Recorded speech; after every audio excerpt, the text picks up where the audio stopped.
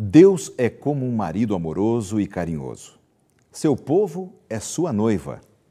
Esse relacionamento de marido e mulher foi dramatizado na vida do profeta Oséias, a quem Deus pediu que se casasse com uma mulher promíscua. O amor de Deus, profundo, terno, clemente e persistente, é um modelo de fidelidade para nosso relacionamento de amor com Deus e também com nosso cônjuge. Está no ar a nova temporada do programa Lições da Bíblia.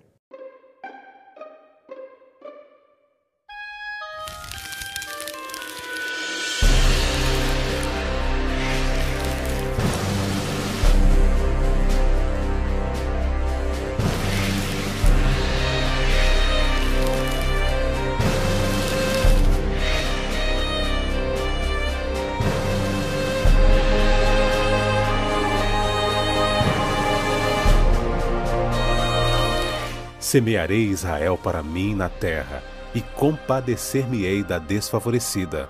E a meu povo direi: Tu és o meu povo. Ele dirá: Tu és o meu Deus. Oséias 2:23. Tema da semana: Adultério espiritual. Começa agora Lições da Bíblia, com Laerte Lanza. Olá, amigos, estamos começando mais um programa Lições da Bíblia. Aliás, não apenas um programa, estamos começando uma nova temporada. Já tivemos uma gostosa temporada, a primeira do ano, com uma temática maravilhosa. E agora, exatamente no programa de hoje, começando um novo período, um novo momento aqui no programa Lições da Bíblia. E nesta nova temporada, é importante que você saiba que nós vamos estudar um tema importante. Nós vamos estudar sobre os profetas menores da Palavra de Deus. E o que são os profetas menores? Seriam menores porque têm uma porção menor do poder de Deus e do Espírito Santo? Não. Eles são menores porque escreveram livros menores, porções escriturísticas menores, mas a importância espiritual sempre é importante, maior possível, como os profetas maiores da Palavra de Deus. E é um bloco interessante de 12 livros pequenos que nós vamos estudar ao longo de várias semanas aqui no programa Lições da Bíblia. Eu quero mostrar para você a capa do nosso novo manual de estudos. Este manual você poderá receber de presente as 2 primeiras pessoas que postarem um comentário no blog do programa. Nós vamos enviar com muito carinho este manual. O tema principal você está vendo aí: Busque ao Senhor e Viva. Grandes lições dos profetas menores, que nós vamos enviar para os 2 primeiros, os mais rápidos, que forem ao blog do programa, este material com um outro livro de comentários sobre este tema tão especial. E nós vamos começar com amigos que estão visitando o programa pela primeira vez. Uma alegria receber aqui os amigos que nos visitam do UNASP. O UNASP é o Centro Universitário Adventista de São Paulo, uma instituição tricamp, tem 3 campos muito interessantes. Eu tenho o prazer de receber aqui o pastor Hélio Carnassali, que é o diretor-geral do UNASP São Paulo. Prazer recebê-lo, pastor. Muito obrigado, é um prazer estar aqui também, pastor, e participar desse programa tão importante da Rede Novo Tempo. Que bom, uma alegria muito grande. Ao seu lado também, o pastor Antônio Braga. O pastor Antônio Braga é o responsável ali no campus São Paulo pela área da pastoral universitária. Não é isso, pastor? Isso, uma bênção. Uma bênção. Seja muito bem-vindo também aqui ao programa. É um prazer estar com você aqui. Aliás, eu queria ouvir um pouquinho, pastor Hélio. O UNASP é uma instituição com vários cursos superiores, né? Sim, como é que funciona e quantos cursos tem? Então, o campus São Paulo hoje tem 15 cursos superiores na área da graduação. E temos mais de 10 opções para pós-graduação. E temos também toda a escola básica, toda a educação básica, desde o maternal até o 3º ano do ensino médio.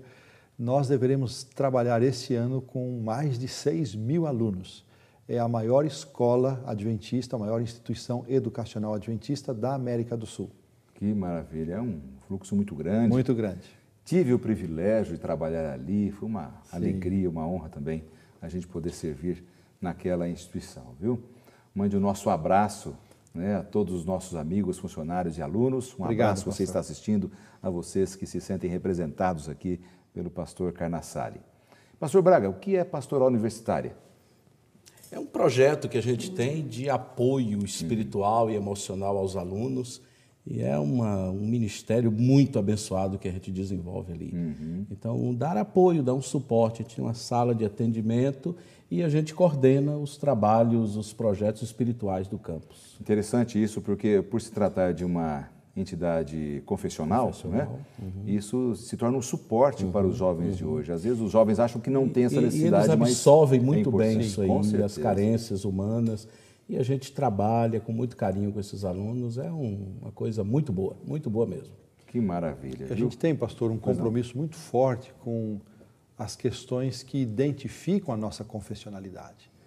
Então, toda aula começa com uma meditação preparada pela pastoral, pois as semanas de oração, que são tradicionais nas nossas escolas, nós mantemos lá, e uma série de projetos. O compromisso com o criacionismo também, que é uma forte, coisa bem acentuado. Nós entidade. começamos o nosso primeiro momento letivo, no primeiro dia de aula, começa com uma celebração no templo, para agradecer a Deus pelas férias e pedir a bênção de Deus para o semestre. Então, são itens que marcam a confessionalidade e o pastor Braga, ele lidera essa área e, graças a Deus, nós nos sentimos muito abençoados com isso. Que maravilha. Muito bom aí ouvir essas notícias boas do NASP. E aqui os amigos também representam os 3 campi, né, desta instituição tão maravilhosa que nós chamamos carinhosamente de UNASP. Meus amigos, vamos fazer uma oração para começarmos então essa nova temporada aqui no programa? Vamos orar. Pai querido, estamos começando um novo momento, um novo período na história do programa Lições da Bíblia, que ao estudarmos os profetas menores, sintamos a Tua presença em nossa vida para entendermos a Tua mensagem para nós hoje, por Jesus. Amém, Senhor. Amém.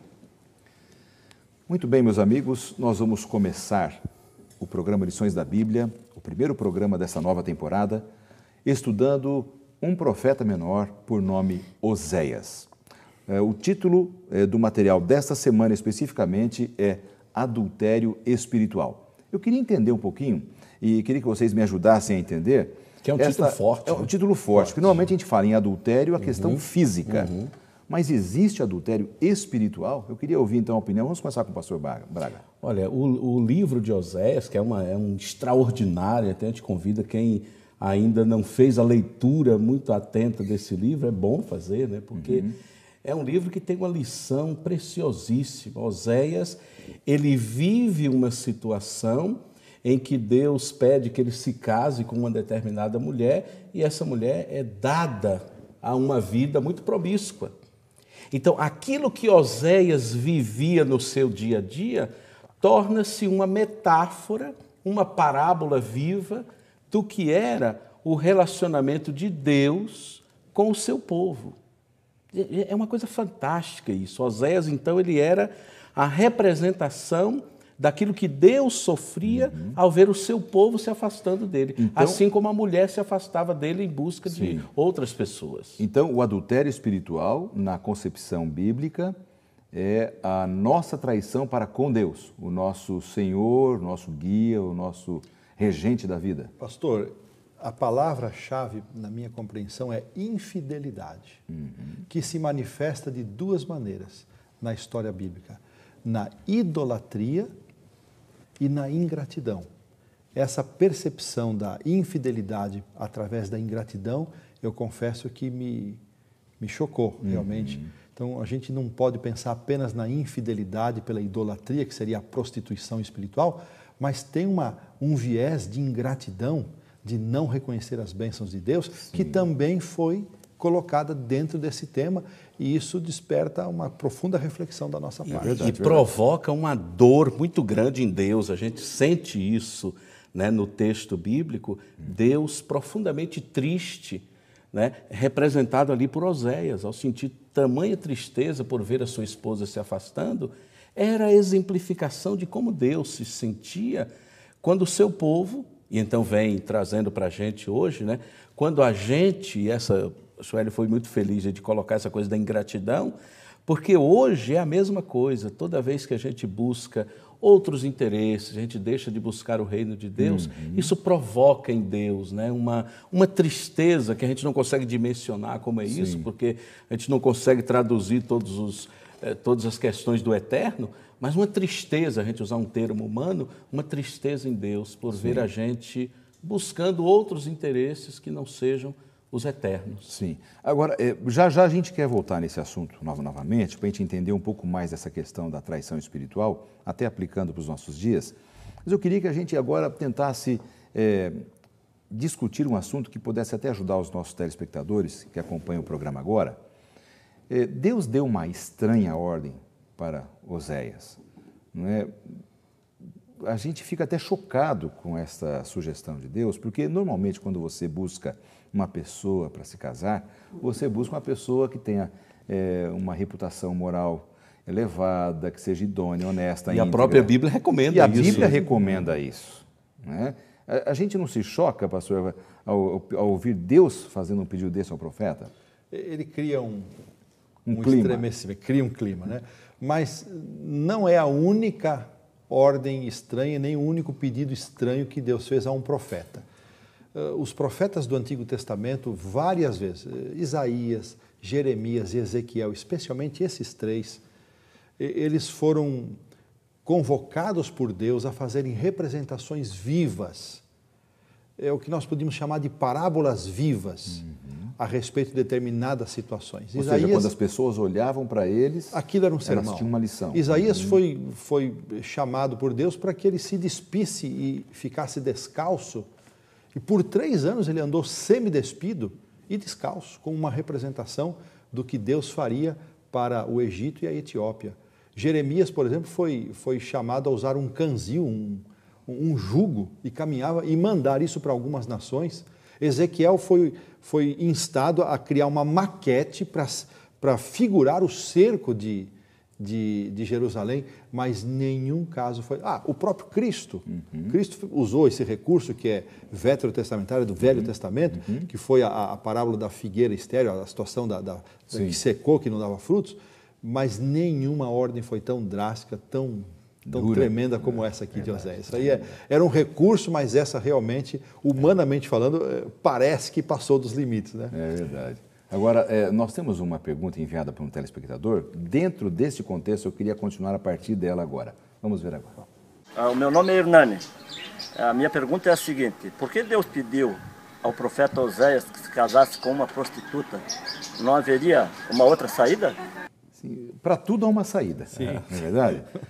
Será que não teria uma saída menos chocante? Pedir para um profeta casar-se com uma pessoa promíscua, que estava envolvida com a prostituição, não teria uma outra saída? São as tais respostas que valem $1 milhão, né?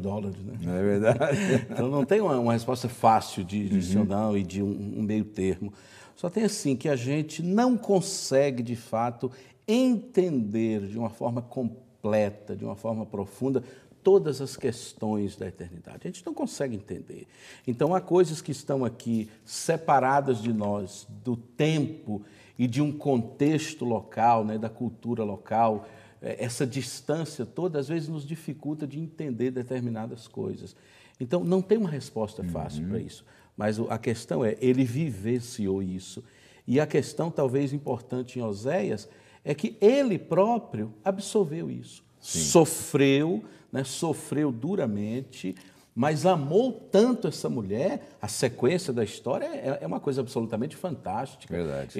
Quando ele vai buscar a sua esposa, quando ele a compra de volta, gente, aquilo é um exemplo de amor assim, que a gente não consegue dimensionar corretamente. Que é justamente a representação do amor de Deus. Exatamente. Né? Realmente, ela é chocante. A ilustração é chocante. Sim, sim. Como é chocante o amor de Deus. Mas também. esse era o sentido da coisa.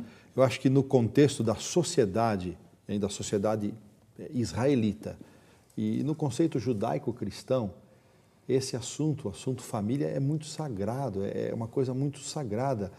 E Deus não poderia usar um expediente mais forte, mais impressivo do que mexer nessa relação sagrada que é a família, o relacionamento conjugal. Era tão sagrado que o senhor lembrou bem, pastor Carnassali, que havia uma ordem, que a pessoa que se deitasse com a prostituta fosse pega em flagrante, ela poderia ser apedrejada. Sim, eram réus de morte. Então, quer dizer, agora o profeta recebe uma ordem de Deus para transgredir aquilo que o próprio Deus havia pedido para que eles não fizessem. Agora, pastor, um detalhe, pastor Braga, que nós hoje estamos, o holofote, né, está no Oséias, nesse momento, mas o foco que Deus estabeleceu para aquela situação tirava Oséias do centro das atenções de Israel. Ele não era o centro, é verdade. Não era o centro. Então, o foco era ele mesmo, né? Exatamente. É essa questão que eu queria colocar, que isso aqui pinta com cores muito fortes o amor de Deus. Né? Eu gosto muito de um autor, Chesterton, que ele chama o amor de Deus de o amor selvagem de Deus. Eu gosto de chamar uma de expressão amor forte, né? Forte, dura. Eu gosto de dizer o amor extravagante de Deus, porque se não fosse esse amor extravagante, selvagem, como dizia Chesterton, quem de nós se salvaria? Então, aqui em Oséias, a gente vê as cores todas deste amor pintadas de uma forma esplêndida. Então, é isso mesmo, acho que o que realça aqui e que a gente não pode perder de vista é a parábola viva da representação do amor de Deus. Porque se a gente for atrás das questões menores aqui, a gente perde a essência do que Deus queria ensinar para aquele tempo e para hoje.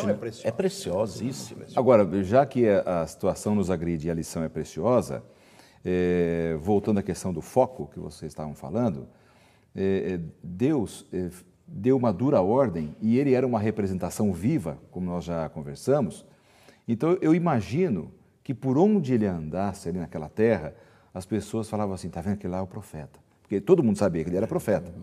Você sabe o que Deus pediu para ele? Está vendo aquela mulher? Está vendo aqueles filhos? Quer dizer, então, a gente começa era realmente uma ilustração viva de algo que estava acontecendo com o povo de Israel. Havia algo muito profundo ali, muito profundo. Você tocou a questão dos filhos, né? Olha os nomes dados aos filhos, né? Desfavorecida, não meu povo, eram os nomes dados aos filhos de Oséias, porque estava ali o adultério daquela mulher e o adultério do povo, né? Quando a gente se afasta do propósito de Deus, é nisso que a gente se torna, meio perdido no meio de toda uma história complicada. Né? Então, a história de ontem e a história de hoje é a mesma, né? No nosso relacionamento com Deus. E o quanto acho que Deus, tudo aquilo que Ele puder fazer para nos mostrar a grandiosidade do seu amor, Ele vai fazer. Quando a gente olha para o Velho Testamento como um todo, depois da queda do homem ali e tal, a gente vê que o tempo todo é Deus correndo atrás da humanidade. Isso é marcante demais. A humanidade sempre fugindo. Onde está. Exatamente. Que é o Evangelho em miniatura, é onde está. Exatamente. Isso aí realmente é uma coisa linda quando a gente observa ali no Jardim do Éden, onde você está, Adão.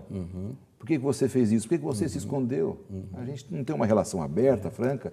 É uma coisa bonita de ver da parte de Deus, que choca com a frase do Chesterton, o amor selvagem de Deus. Né? E veja, e hoje, né, trazendo para os nossos dias, quer dizer, o amor de Deus não é exatamente assim quando Deus nos fala, né, de diversas maneiras, pelo pensamento, por outras pessoas, por esse programa que você está assistindo agora. Né? Quando Deus nos fala de diversas maneiras, não é exatamente retratando isso, é Deus buscando. Eu sou apaixonado por um texto que está lá em Isaías, que Deus diz assim, quando você andar pelo caminho, ouvirá uma voz atrás de si dizendo, este é o caminho, ande por ele. Gente, isso é maravilhoso, né? Então Deus o tempo todo está falando com a gente e buscando. E uma outra coisa, nós como pastores, nós vivenciamos tantas situações na nossa vida, mas existem algumas coisas que só um pastor que viveu determinados dramas é que pode alcançar a profundidade daquela situação. Eu fico imaginando Oséias como um pregador. Imagine a dor que ele sentiu e como ele pôde penetrar e compreender essa profundidade da dor divina. E imagine com que propriedade ele transmitia isso para as pessoas. Fez ele crescer. Não era só o exemplo mudo dele, não.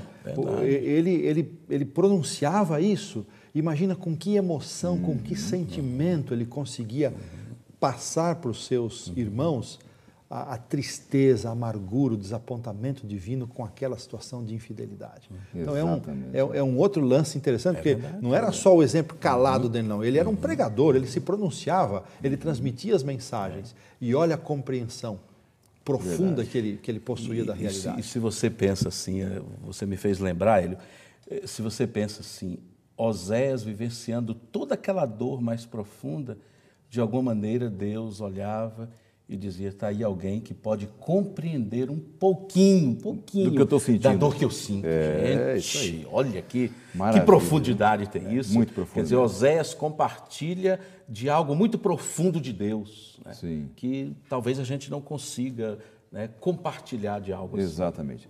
Meus amigos, nós vamos para um rápido intervalo. Eu peço que você não saia daí, o tempo está passando rapidamente, mas nós temos muita coisa para conversar, né? Já já nós voltamos.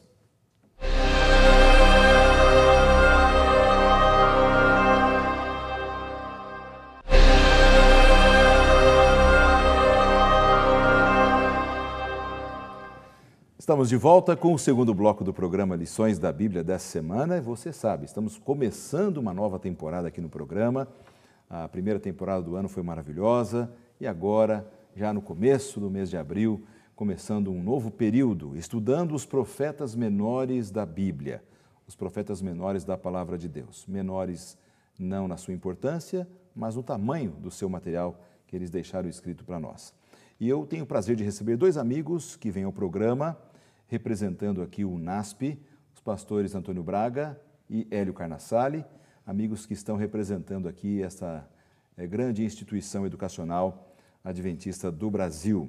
Aliás, pastor Hélio, qual é o site? De repente alguém fala, tem um site para a gente conhecer um pouco mais o site da instituição. Então é o www.unasp.edu.br. Esse é o site geral Tricamp. E depois, cada um dos 3 campi tem a sua sigla SP, EC, que é Engenheiro Coelho, e o HT, Hortolândia. Então, SP, EC, HT. E o geral é o unasp.edu.br. Que maravilha. Então, fica aqui a dica para você conhecer um pouco mais do NASP, né? Bom, nós estamos conversando hoje sobre o profeta Oséias, a quem Deus fez um pedido muito intrigante, estranho para o ser humano, intrigante. Ele pediu que o profeta procurasse uma mulher promíscua, de prostituições, e com ela se casasse, tivesse filhos, porque Deus queria fazer uma representação daquilo que acontecia entre Israel e ele. Deus como noivo, esposo, e Israel como a noiva, né? Tentando ilustrar ali a sua traição espiritual. Inclusive, o título do material dessa semana é Adultério Espiritual. Então, nós já vimos sobre esta ordem, os nossos amigos já falaram bastante sobre isso, muito importante, mas agora nós vamos falar um pouco mais, vamos destrinchar um pouco melhor o tema traição espiritual. A Bíblia diz que a esposa de Oséias era Gomer, não é? Gomer. Então, que ela cometeu adultério, etc., e vivia de prostituições ali. O que nós podemos dizer sobre a traição espiritual de Israel para com Deus? Pastor, eu volto àquele aspecto que eu mencionei na parte introdutória e que está concentrado no capítulo 2 do livro de Oséias. O povo de Israel recebia as bênçãos de Deus, era uma nação agropastoril, então eles, através das colheitas fartas, do gado, era uma época próspera em Israel.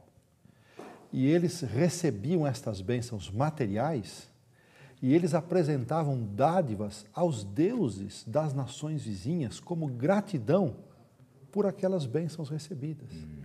E, por outro lado, faziam também um uso egoísta destes bens materiais. Então, você vê aqui a infidelidade se demonstrando de duas maneiras. Primeiro, não reconhecendo a Deus como fonte de todo bem, e em segundo aspecto, fazendo um uso egoísta destes bens. Então, esse era um ponto muito forte dessa infidelidade. Interessante esse aspecto, porque a gente pensa assim, nossa, mas Deus era muito presente na vida de Israel, né? Lá no passado teve a retirada do Egito, o Mar Vermelho, o maná, tantas experiências. A gente imagina assim, que jamais eles virariam as costas para Deus, né? Aí, de repente, a gente vê o povo de Israel oferecendo sacrifícios até a outros deuses ali. É a essência do ser humano. É a essência do ser humano. Interessante, né, pastor Braga, esse aspecto. Verdade. E aí, o que realça de novo, Lanza? é a questão do amor de Deus. Porque quando você vê o começo do capítulo 2, Deus está dizendo assim: chamem a seus irmãos, meu povo, e as suas irmãs, minhas amadas. Veja, é Deus chamando, é Deus buscando, né? Deus dá o livre-arbítrio ao ser humano para fazer como ele quer, mas Deus diz, tem um verso aqui que eu acho fantástico em Oséias, está aqui no verso 6, olha só isso aqui, que coisa interessante. Por isso bloquearei o seu caminho com espinheiros, eu a cercarei de tal modo que ela não possa encontrar o seu caminho. Quer dizer, Deus, às vezes, no afã de dizer assim, não vai, eu vou colocar espinhos aqui para cercar, para você não ir. Mas no final das contas, Deus diz, não, o livre-arbítrio do ser humano. Veja, o desejo de Deus, de que a gente fique com Ele, de que a gente permaneça com Ele. Para que não fosse atrás dos amantes. Mas no final das contas, a decisão é do ser humano. Então, ontem e hoje, a decisão continua sendo do ser humano, mas o amor de Deus continua a buscar. Então, acho que a gente podia focar nisso aqui, né? Nessa traição espiritual. O que é que realça? Deus dizendo, chame sua irmã, chame meu filho, eu quero você de volta, não vai por esse caminho. Então, Deus, ele, de uma forma extraordinária, não desiste do ser humano, né? De buscar sempre o ser humano. Exatamente. Pastor Hélio, só uma dúvida aqui com relação ao seu comentário anterior. Por exemplo, quando a gente vê a expressão ali no livro, né, de Oséias sobre as dádivas de Deus, o trigo, o vinho, o óleo, em que aspectos eles eram ingratos com relação a isso? Pelo não reconhecimento? Não reconheciam que essas bênçãos vinham de Deus e apresentavam dádivas aos deuses, aí vem o aspecto da idolatria, aos deuses das nações vizinhas, especialmente Baal, que era tido como o Deus da chuva, e chuva e produtividade. Tudo a ver, muito ligado. E que magoava o coração de Deus. Quer dizer, Deus oferecia a eles toda a estabilidade, toda a dádiva material, eles recebiam isto e agradeciam aos deuses pagãos, aos deuses estranhos, e, por outro lado, faziam uso egoísta, sem importar-se com os pobres, os fracos, os necessitados. Órfãos, viúvas. Então, aqui tem uma lição para nós muito forte. Será que nós, na nossa vida, nós reconhecemos que toda boa dádiva vem do nosso Pai Celestial? Será que todo bem que recebemos é reconhecido por nós como vindo do nosso Deus, do nosso Pai, do nosso mantenedor? E será, como é que nós estamos fazendo uso dessa dádiva? Estamos fazendo uso egoísta? Estamos reconhecendo e manifestando esse reconhecimento num coração dadivoso, generoso, compartilhador? É uma reflexão para a gente pensar. Porque isso reverbera de alguma maneira no coração de Deus. Quem estuda a Bíblia vai lembrar de um texto lá do profeta Ezequiel, no capítulo 8, onde fala de uma imagem que Ezequiel diz, a imagem que provoca o ciúme de Deus. Olha que expressão forte. Quer dizer, o ciúme, porque o povo estava indo atrás daquela imagem, estava adorando aquilo e Deus tem ciúme. Por quê? Deus quer ver seu povo feliz e devotando a Ele, né, uma gratidão e sendo a Ele fiel. E quando a gente é infiel, há essa coisa, né? É uma linguagem humana, obviamente, para retratar um sentimento divino, mas diz o ciúme de Deus, né? O zelo que Deus tem por cada um de nós, seus filhos. O ciúme, ele retrata um pouco da nossa posse pela outra pessoa, verdade, né? Verdade. E realmente Deus, ele nos possuía, né? Então aí vê o ser humano, Israel, dedicando os alimentos a Baal, um Deus, Deus que não existe, né? Quer dizer... Então era muito forte mesmo, isso era muito chocante para Deus ver o seu povo, a quem Ele abençoava, então prostrando-se diante de ídolos, de pau e pedra, para agradecer aquilo que Ele havia. Então é uma ingratidão incompreensível, né? Da parte. E não é só naquele tempo, é hoje. Verdade. É hoje.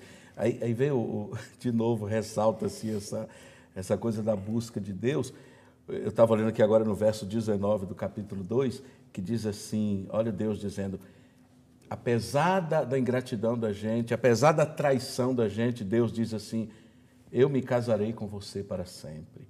Eu me casarei com você com justiça e retidão, com amor e compaixão. Correndo risco, né? Correndo risco e assumindo risco. É muito amor, né? É fantástico. Agora, tem um detalhe assim que eu queria tocar aqui agora com vocês, e é bom que a gente converse com você que está em casa nos assistindo também.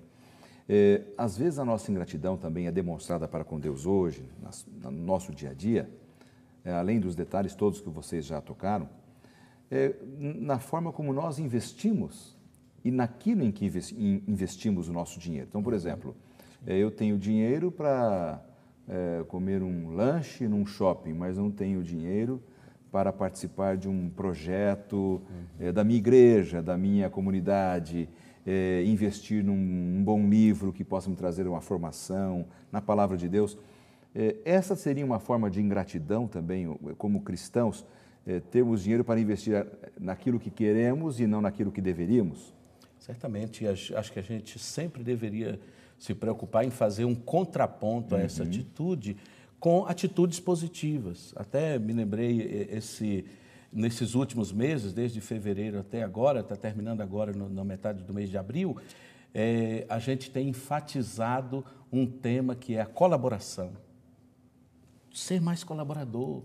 Então, acho que se a gente tem uma ferramenta, que a gente contrapor sempre essas atitudes negativas com atitudes positivas. Então, ao invés de ser egoísta, vamos colaborar mais, vamos trabalhar a solidariedade, né? O amor ao próximo. Acho que se a gente não falar disso e não enfatizar isso e não incentivar essas ações e não praticar essas ações, aí o coração vai ficando mesmo desse jeito. Né? É verdade. E, pastor, as orientações bíblicas nos conduzem a um equilíbrio tão fantástico. Deus não exige que a gente abra mão do conforto, do bem-estar, não é isso.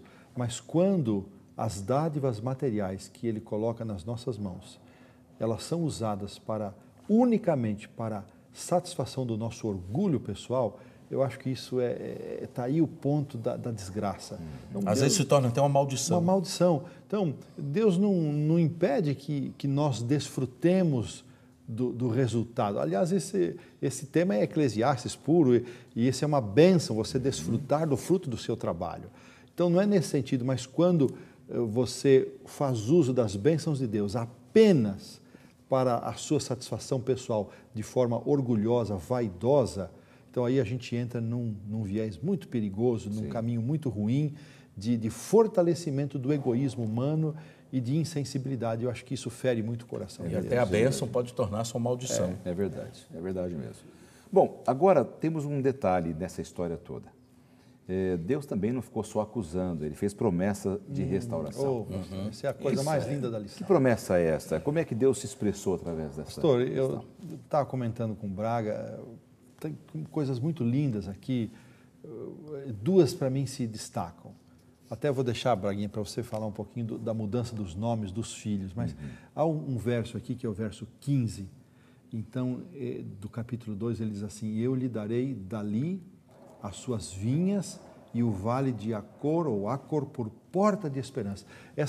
Esse vale de Acor era o vale onde Acã pecou contra Deus ao esconder a sua capa, a capa que não deveria esconder.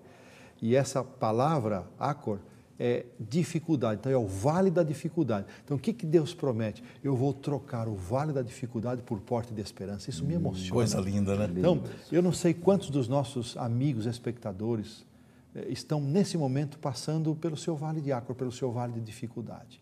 E eu deixo essa palavra aqui do meu coração para você, que Deus quer lhe dar uma porta de esperança. Amém. Ele quer tirar a sua dificuldade e lhe oferecer uma porta de esperança. Que promessa linda. Basta confiarmos nele. Nossa, né? Coisa maravilhosa. Lindo mesmo, lindo mesmo. Me fez lembrar um verso do Salmo, que Deus diz assim: eu tirarei suas roupas de tristeza e vestirei roupas de alegria, roupas de dança, roupas de festa. É a promessa extraordinária de Deus. E a mudança dos nomes dos filhos. Isso é incrível mesmo, incrível, né? Incrível. Até o senhor falou que o pastor Braga ia comentar a um promessa, pouco mais sobre porque isso. Aqui, no capítulo 3 aqui, que é a reconciliação, a mulher de Oséias nessa parábola viva, né? Vou colocar assim, era uma novela daqueles dias que estava acontecendo diante dos olhos do povo. Ela se vai e depois ela está numa situação deplorável. Na verdade, ela estava sendo vendida no mercado de escravidão. E Deus diz: vai lá, busca a tua mulher. Gente, é um negócio, um Até negócio demais. A minha Bíblia tem um subtítulo que diz assim, no capítulo 3, a longanimidade de Deus. Longo ânimo de Deus, né? Coisa linda, né? Preciosidade. E olha aqui o texto, né? Aí Oséias foi... Tem eu gosto muito dessas entrelinhas, às vezes, do texto bíblico, porque diz que Oséias, para comprar a sua mulher de volta, ele paga um tanto em cevada, Metade Gente, metade em dinheiro, metade em produto. era como se assim, ele não tinha o dinheiro ele deu todo. tudo Ele que disse, tinha. Eu vou dar a minha produção aqui. É, verdade. Deus não dá tudo por cada um de nós. Então, se a gente não se enternecer por esse amor, a gente vai se enternecer pelo quê? Pelo amor de Deus. E o Jezreel, que é o primeiro filho, o significado do nome é o Deus que semeia, o Deus que dispersa, a ideia de dispersão, não é? Então, aí Deus diz, não, eu não vou mais dispersar, eu vou agora recolher. O filho que chama não meu povo diz, agora você chamará meu povo. E a menina do meio, que era a desfavorecida ou não amada, passa agora a ser agora favorecida. É amor amada. demais, né? Então, essas promessas, é uma coisa pra mim, incrível. é o ponto mais forte da lição. Certamente. Eu queria até fazer uma proposta fantástico. para vocês. Nós vamos para um rápido intervalo. Eu quero voltar exatamente nesse ponto, desses significados todos em relação à mudança dos nomes, para nós não perdermos esse fio da meada. É pena que o tempo passa rapidinho. O tempo passa muito rápido, né? Então, meus amigos, não saiam daí, porque nós voltamos em instantes com o terceiro e último bloco do programa dessa semana.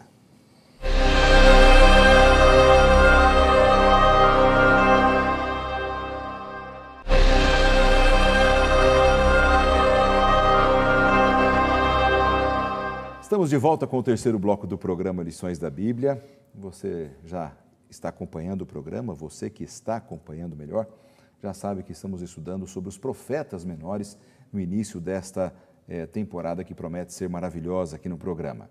E antes de retomarmos com os nossos convidados o tema dessa semana, eu quero apresentar para você a oportunidade de estudar um pouco mais da Palavra de Deus. É incrível como estudar a Bíblia nos enriquece demais quanto a vários temas especiais da vida. Quanto mais nós estudamos a Palavra de Deus, mais nos aproximamos da sua vontade, do seu plano.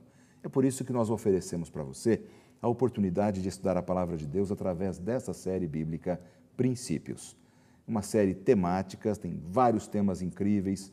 Um dos temas aqui, o amor de Deus, que é o foco que estamos estudando hoje, nessa semana, especialmente aqui no programa Lições da Bíblia. Você poderá receber gratuitamente este material em sua casa. Material excelente, quase 100 páginas coloridas, e você vai gostar demais, não apenas do formato, mas especialmente do conteúdo. Peça e nós enviaremos gratuitamente para você e sua família. Reparta com seus amigos, seus conhecidos, os conhecimentos que você vai adquirir através deste estudo, tá bem? Fica aqui a oportunidade de você receber em sua casa a série Princípios. Meus amigos, estávamos falando sobre a questão da mudança dos nomes, a longanimidade de Oséias ao ter ido comprar de volta a sua esposa a pedido de Deus. Achei bastante interessante a colocação que vocês fizeram de que ele deu tudo, ele deu a produtividade, cevada, deu dinheiro, ou seja, não tinha mais nada, ele não tinha mais nada. Ele comprou, ele fez todo o seu sacrifício.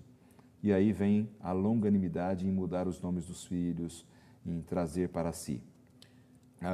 E eu cortei bem no meio, eu sei que vocês tinham outras coisas para dizer. Você me permite ler aqui? Pois não, por favor. Olha só, como está precioso isso aqui, a gente volta ao verso 2, ao capítulo 2, no verso 23, Deus diz assim, eu a plantarei para mim mesmo na terra, tratarei com amor aquela que chamei não amada, direi àquele chamado não meu povo, você é meu povo. E olha o desejo de Deus aqui no final do capítulo.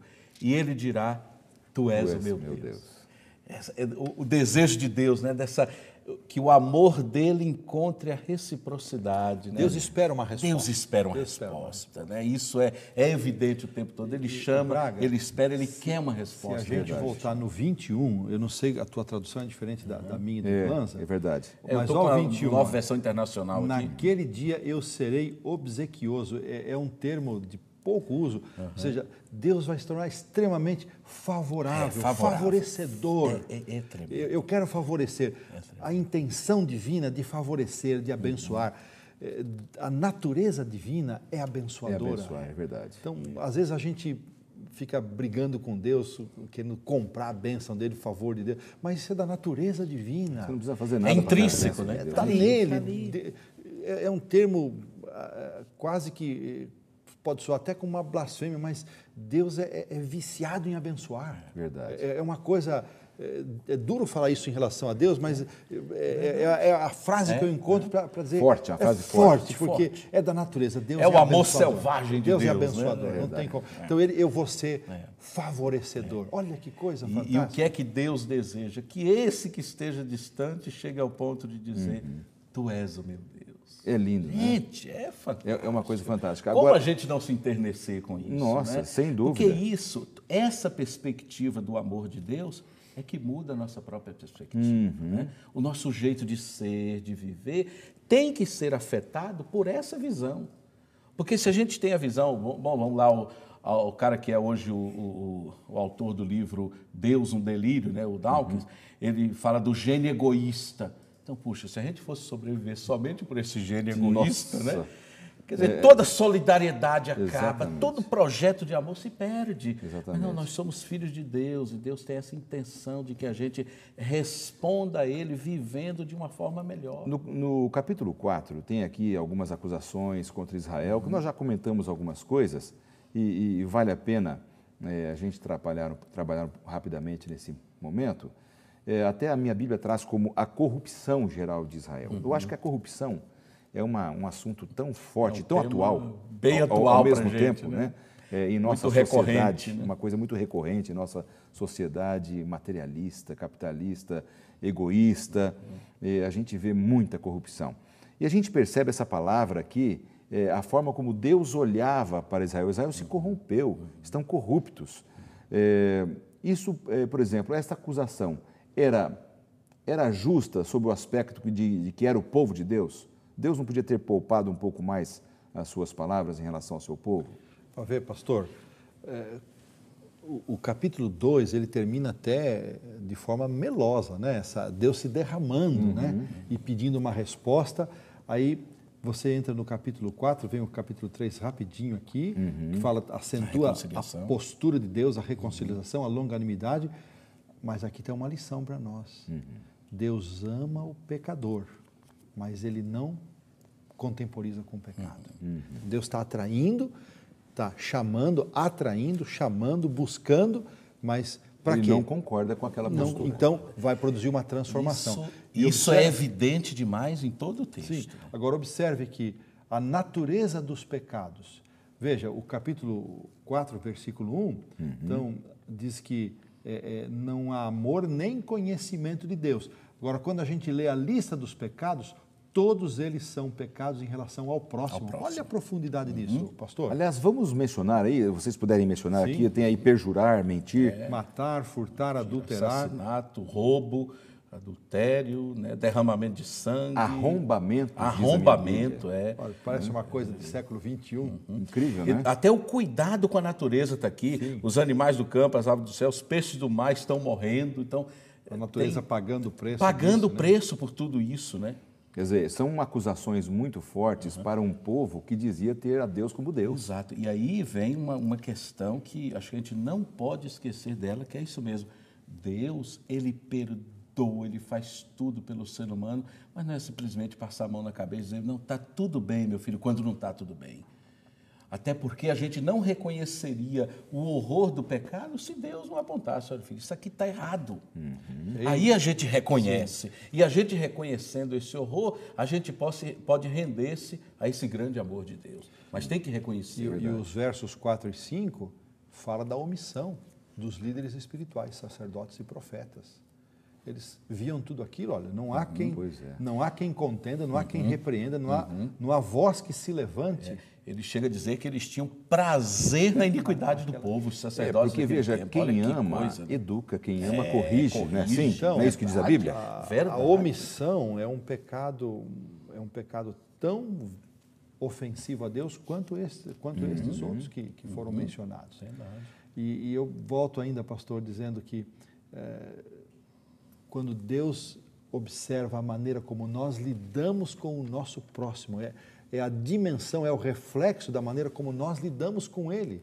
Então, não existe isso, eu estou bem com Deus, mas estou mal com o meio mundo. Não tem isso. Como é que o apóstolo vai dizer mais tarde, né? Se eu não amo o meu irmão a quem eu vejo, como é que eu vou amar o Deus? Exatamente. Então, a maneira como eu me relaciono com a família, com os próximos, com os meus colegas de trabalho, com os meus vizinhos, isso é um reflexo do meu relacionamento com Deus. Muita gente, não, eu estou bem com Deus, mas está mal com todo mundo, não tem. Tem alguma coisa que não está combinando, não bate, aí. Não está encaixado. Então, a maneira como eu lido com as pessoas, com todas as pessoas, é um reflexo da minha relação com Deus. E Deus está dizendo o seguinte, vocês me deixaram. Como é que se prova isso no relacionamento com as pessoas? Veja que não há nenhuma referência aqui aos primeiros 4 mandamentos. Sim. Nenhuma referência. Verdade. Nenhuma referência. É mais com relação aos aspectos com o próximo. Porque né? essa é uma verdade assim, né? Se essa ligação com Deus não está nos tornando pessoas melhores no trato com os outros, então eu preciso repensar como está essa relação. Exatamente. Né? Quão profunda ela está. É verdade, é verdade. Agora, é o seguinte, nós vamos para a parte final aqui do nosso programa e eu queria que vocês me ajudassem a entender um pouco sobre esse chamado ao arrependimento. Deus chamou o seu povo ao arrependimento. De que forma Deus fez isso? Como isso se aplica a nós hoje, como povo de Israel espiritual? Não é? Se é que nós temos essa mesma necessidade ou não, o que vocês podem me dizer? Nesse bloco aí do capítulo 4, o verso 6, ele é o auge ali, onde Deus diz que o seu povo está sendo destruído porque lhe falta o conhecimento. Nós vivemos hoje na era do conhecimento. Verdade. E o conhecimento é poder, é o que se diz por aí. Nunca a humanidade teve tanto acesso ao conhecimento. Mas qual conhecimento que estava que conhecimento faltava que estava destruindo o seu povo? É o conhecimento da relação pessoal com Deus. Aí vem João 17:3, né? E a vida eterna é essa que te conheço a ti como único Deus verdadeiro. Então, este chamado, acho que é um chamado tão para nós hoje, tão atual, pastor, que é o chamado para que nós não percamos a nossa ligação pessoal e viva com Deus, individualmente. E não substituamos isso pela celebração congregacional, que tem o seu valor e o seu espaço. Sim. Mas nada pode substituir. Quando eu troco contato pessoal, conhecimento a minha pessoal, relação pessoal com Deus pela celebração congregacional, eu vou, isso é dias contados para o desfalecimento. Verdade. E se eu faço o contrário também, se eu só me isolo e não congrego, eu também perco. Então, aqui é essa dupla dimensão. Eu primeiro busco o meu conhecimento pessoal com Deus e depois eu celebro com os meus irmãos. Essa fórmula ela é infalível. E quando a gente tem essa comunhão com Deus, a gente sente o tamanho do perdão. Né? O perdão que Ele nos oferece, Ele nos restabelece. E alguns falam assim, não, mas quer dizer que o perdão é de graça. Não, o perdão custou a vida de Jesus.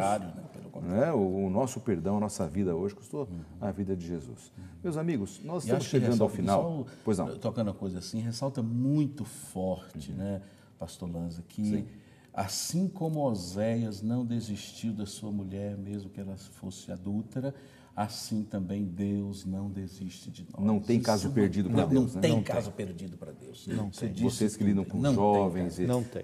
Você tem que acreditar nisso, você que assiste o nosso programa agora. Apropriar-se disso. Não tem caso perdido para Deus. Tem sempre o perdão. Não é? Amém por isso. Chegamos ao final. E eu peço agora que vocês deixem uma mensagem aí de 30 segundos cada um para o nosso telespectador. Para fecharmos o tema dessa semana, vamos começar com o pastor Hélio. Os mais velhos. Pastor, eu quero agradecer o convite da produção para estar aqui com vocês. Foi um prazer e nos colocamos à disposição lá no NASP, Campo São Paulo, para voltar outras vezes quando for conveniente. Meu recado de despedida para os nossos amigos é a percepção da grandeza do amor de Deus na nossa vida. Que você possa sentir na sua experiência, na sua vida, esta certeza. Isso não é um discurso bonito, é algo que a gente pode experimentar, essa convicção de que Deus está perto de nós, Ele está ao nosso lado, Ele vai conosco e não há profundidade, não há distância que nós tenhamos percorrido de onde Ele nos possa trazer de volta. Que você sinta-se aconchegado, abraçado acolhido nos braços do nosso Pai de amor. Pastor Hélio, muito obrigado pela sua participação. Deus abençoe o seu ministério e o seu trabalho junto ao UNASP, viu? Muito obrigado, pastor. Pastor Braga, sua palavra final também. Obrigado por ter participado desse bate-papo espiritual tão gostoso. E eu deixo um pensamento para você que me é muito caro. Eu li esse pensamento uma vez e ele gravou para mim. Não importa quão longe você tenha ido numa estrada errada, em qualquer lugar que você decide voltar, Deus colocou ali uma placa de retorno. Sempre Deus está ali esperando a gente retornar. Acho que essa é a preciosidade do Evangelho, é a preciosidade do amor de Deus. Pastor Braga, obrigado pelas suas considerações. Deus abençoe seu ministério também junto ao UNASP. Obrigado, amigos, porque vocês estão sempre ligados aqui, participando da programação da TV Novo Tempo e do programa Lições da Bíblia. Vamos fazer uma oração para terminarmos? Sim, pastor. Pai querido, obrigado pelo teu imenso amor, a despeito da nossa ingratidão. Obrigado pelo teu perdão, pelas novas oportunidades. Amém. Em nome de Jesus. Amém. Amém. Amém.